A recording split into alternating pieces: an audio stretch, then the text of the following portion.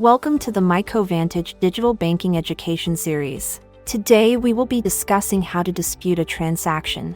In this in-depth video we will go over every step of the dispute process and discuss some key things to keep in mind when you are disputing a transaction. We will break out this video in 5 steps. First, what transactions you can dispute through our digital banking platform. Second, how to start a dispute. Third, we will discuss the details of a dispute and some helpful information to make the process go faster. Fourth, we will go through each page or step of the dispute process. Fifth, we will talk about what happens once you submit a dispute. If you notice transactions on your account that appear fraudulent, you can go into the transaction history page and click on the transaction to see the details of that specific charge. On any card transaction, you will have the ability to dispute the transaction at the bottom of the transaction detail. Any card, withdrawal, or ACH debit transaction can be disputed. To dispute an ACH debit from your account, you will need to go to your user, then Settings, and select Secure Forms. On this page, you will open a request for the written statement of unauthorized ACH debit. You will fill out this form with as much information as possible, then submit. Note, there are helpful instructions at the bottom of the form. After submitting this form, you have completed the ACH debit dispute process, and we will reach out to you once we've received and reviewed the dispute to discuss next steps. To start a card or withdrawal dispute, you can simply click on the dispute transaction link in the transaction detail. When starting a dispute, having additional information such as a statement of fact, copies of receipts, and a tracking or RMA number allows us to have evidence to support your claim. These will be used in cases with any legal action or issues during the dispute. Note, for merchant transactions, we request you to reach out to the merchant first to see if you can issue the refund on your own. After the instruction screen on a dispute, you will officially begin the dispute process and we will ask a series of questions.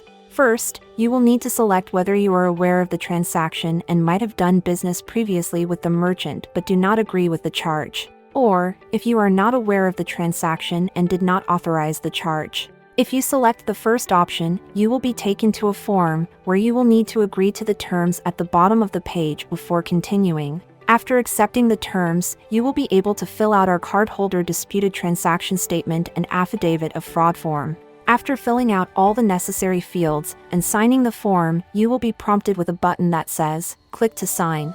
This will submit the form and be sent to us to process.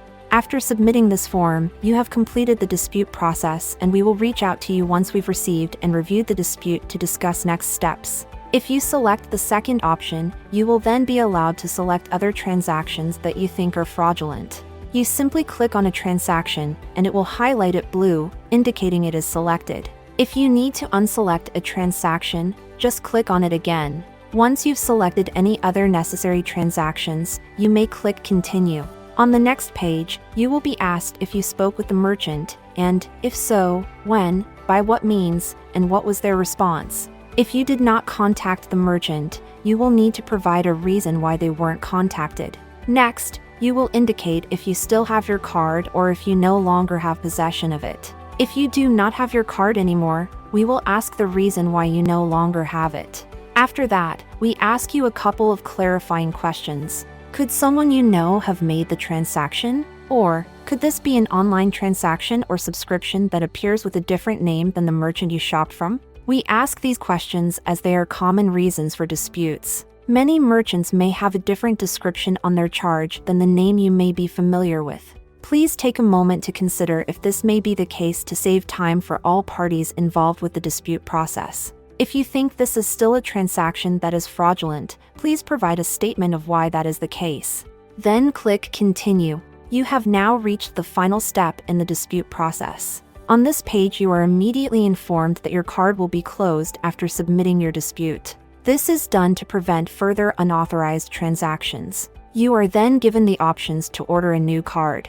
You can have a card mailed to you, stop in a branch to have your card instantly issued, or you can choose to not get a new card. Note, your card will still be closed even if you do not get a new card issued. Lastly, please read the disclosure that states, By submitting this dispute, you're stating that the transaction was not originated with fraudulent intent by you or by any person acting in concert with you. You are an authorized signer or have authority to act on the account and certify, under penalty of perjury, that all information you've provided is true and correct. If you are sure of everything you've submitted is accurate and there is no other detail you'd like to provide, you may click the Submit button. Once submitted, a member of our team will reach out after receiving and reviewing your dispute. In some cases, a provisionary credit may be awarded to your account until we can complete the dispute process. If the dispute is successful, we will remove the provisional credit once the official refund is posted to your account. Note that if a dispute is not successful,